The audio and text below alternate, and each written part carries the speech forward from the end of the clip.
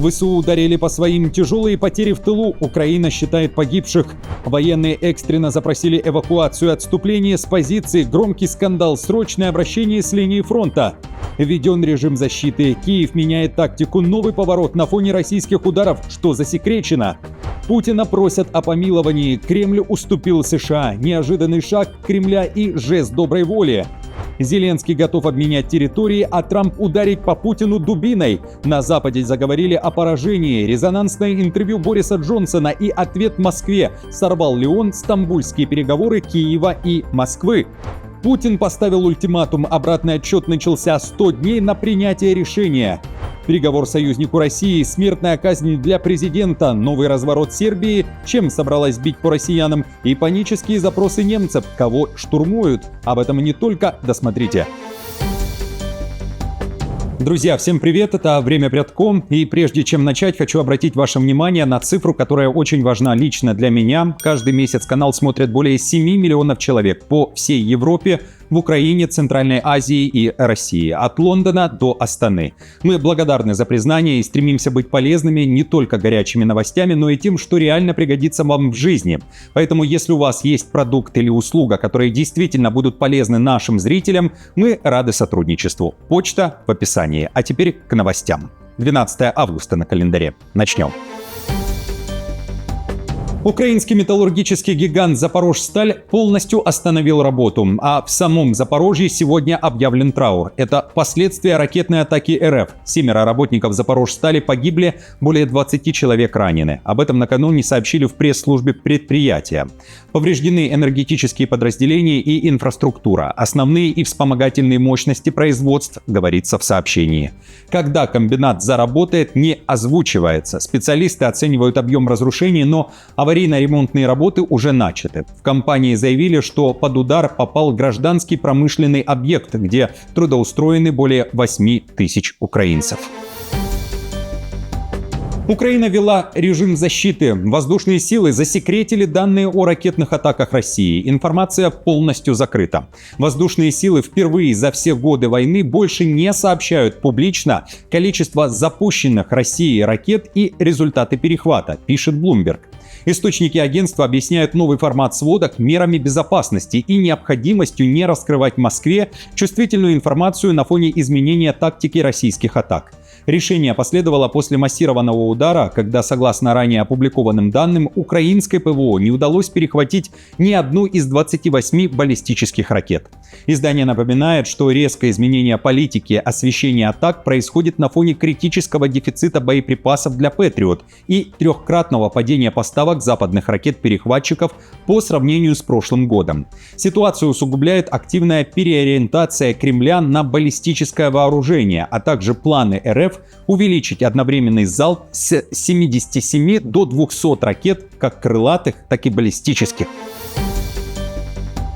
Путина просят о помиловании. Такие предложения и заголовки можно было увидеть на днях в ряде статей западных медиа. Речь шла о требовании отпустить бывшего морского пехотинца США, который был задержан в России, как утверждают его родственники, по абсолютно сфабрикованному делу. И вот накануне вечером 11 августа Путин уступил США. Москва освободила 32-летнего морпеха Роберта Гилмана, находившегося в российской тюрьме с 22 года. Путин одобрил помилование. В американской администрации освобождение назвали жестом доброй воли, пишет Рейтер, а Трамп подчеркнул, что Кремль впервые в этом случае никого не потребовал взамен. После моих переговоров с президентом Владимиром Путиным Россия согласилась освободить его в значительной степени, исходя из гуманитарных соображений. Мы признательны за это решение, а также за то, что Россия никого не потребовала взамен. Никакого обмена не было. Состояние Гилмана ранее вызывало серьезную тревогу. В конце июня его перевели из тюремной больницы в психиатрическое отделение в состояние, которое специалисты оценивали как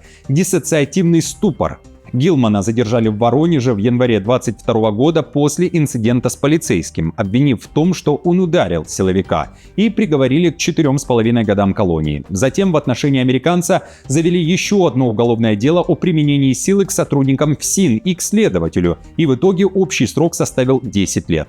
Освобождению предшествовали интенсивные российско-американские переговоры. Военные экстренно запросили эвакуацию и готовы покинуть позиции. В Украине военнослужащие 121-й отдельной бригады теробороны записали срочное обращение к главкому ВСУ Дропатому с запорожского направления, заявив о критических условиях. Командир взвода утверждает, что бойцов отправили туда на месяц для замены военнослужащих, которые провели на позициях 8 месяцев без ротации. Однако теперь его группа находится там еще с апреля. Военные утверждают, что часть позиций уничтожена, солдаты доведены до полуобморочного состояния, а обещанная с дронов логистика работает с перебоями и пересылает лишь мизерные нормы снабжения. Из-за этого альтернативой воде стала собственная моча. Мною принято решение, что при благоприятных условиях я и мой личный состав выходим с позиции без ожидания замены, так как ни сил, ни возможности находиться на позициях у нас нет. Мы не отказываемся служить, но и другого выхода у нас нет. Просим коридор для безопасного выхода отсюда и транспорт для эвакуации. Все остальные инстанции, куда мы обращались, нам не помогли. Одна надежда на вас. Мы не знаем, доживем ли мы до того времени, пока будут благоприятные погодные условия. Или нас враги уничтожат, или нас уничтожат наши же командиры. Видео сейчас разлетается по сети, в бригаде уже на него отреагировали и объяснили перебои в поставках продовольствия тяжелой обстановкой, погодой, действиями российских войск и средствами РЭП, подчеркнув, что опубликованное бойцами обращение не отражает всех обстоятельств происходящего. Цитирую. Информация, озвученная в видеообращении, не отражает всех обстоятельств. Вместе с тем сообщаем, что командование бригады делает все возможное, чтобы в ближайшее время провести ротацию, как только это можно будет сделать безопасно для жизни и здоровья личного состава. Сейчас важно не подвергать защитников дополнительной опасности во время перемещения. ВСУ ударили по своим. Тяжелые потери в тылу. Масштаб потерь впечатляет. И речь о небоевых. Скандал вокруг 425-го отдельного штурмового полка «Скеля» получил новое продолжение. В 2026 году полиция открыла 103 уголовных дела по фактам гибели военнослужащих, не связанных непосредственно с выполнением боевых задач.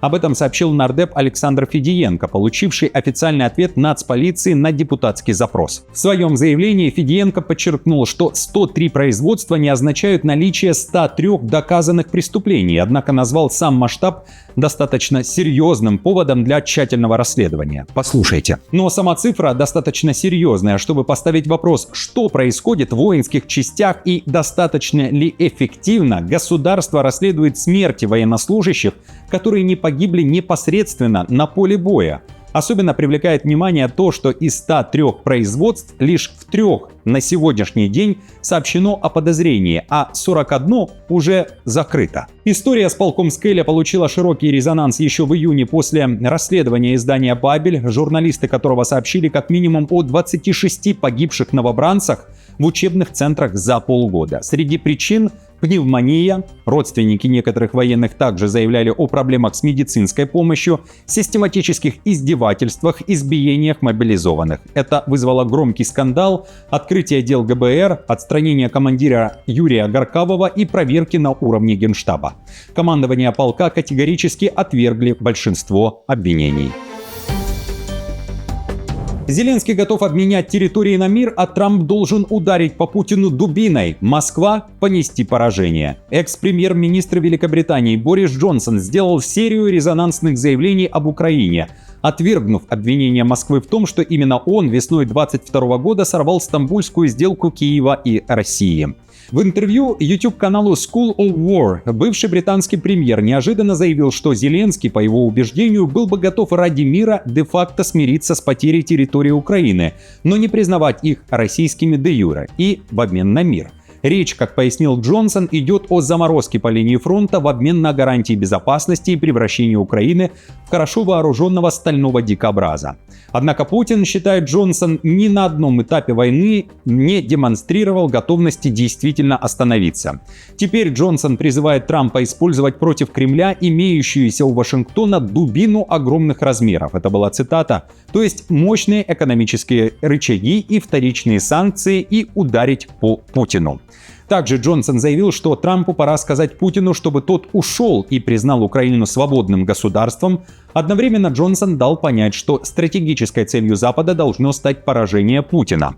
Вот как экс-премьер объяснил свой визит весной 2022 года в Киев и почему не считает себя виновным в срыве переговоров. Это полная, абсолютная несусветная чушь. Никакой европейский лидер, никакой западный лидер не мог бы помешать украинцам сражаться за свою страну. Этого просто не могло произойти. Единственное, что я хотел сказать Зеленскому после всего того ужаса, через который они прошли, когда вопреки всему им удалось выбить вторую по величине армию мира из Киевской области, да и на востоке они их немного оттеснили.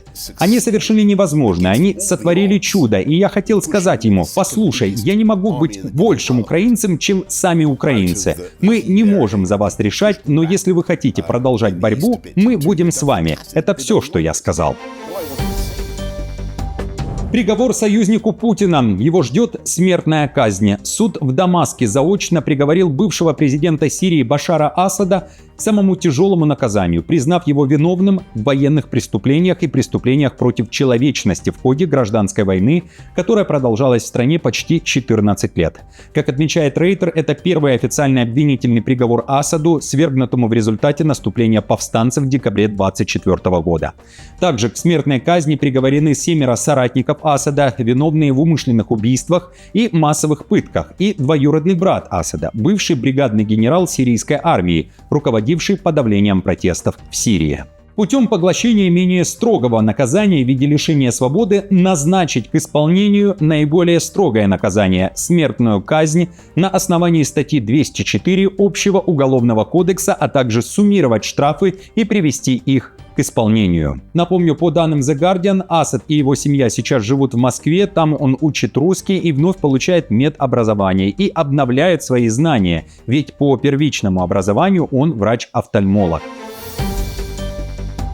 Путин поставил ультиматум. Для Еревана начался обратный отсчет. Москва готовит механизм по исключению Армении из Евразийского экономического союза.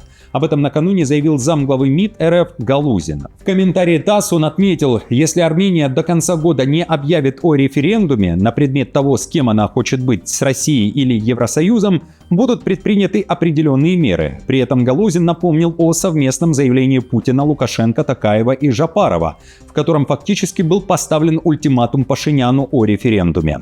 В противном случае, говорит зам Лаврова, в декабре этого года на заседании Высшего Евразийского совета страны-участники Союза будут решать, что делать с Ереваном, и расскажут, чем чреват для самой Армении выход из ЕАЭС. Очевидно, что если к тому моменту призыв о референдуме не будет услышан, лидеры примут этот факт во внимание при определении соответствующих дальнейших совместных шагов. Напомню, на днях премьер Армении Пашинян заявил, что на данный момент провести референдум невозможно, так как для него нет предмета. Референдум, по его словам, будет позже, после того, как Ереван официально обратится к ЕС по вопросу вступления в Союз.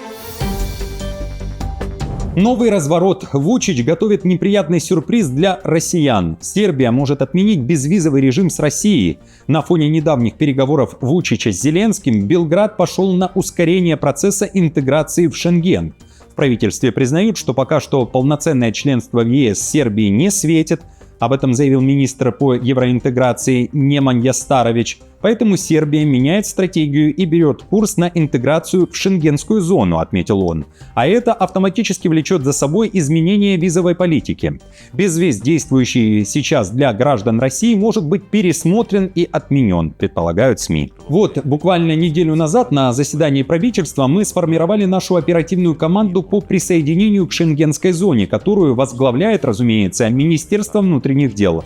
У нас есть наш план действий, который мы хотим полностью реализовать до конца 2027 года, чтобы быть готовыми к вступлению в шенгенскую зону. В Украине с почестями перезахоронят останки основателя организации украинских националистов Евгения Коновальца. Накануне в офисе Зеленского сообщили, что в Нидерландах, где был похоронен лидер ОУН, провели эксгумацию, и все готово для возвращения останков домой, в Украину.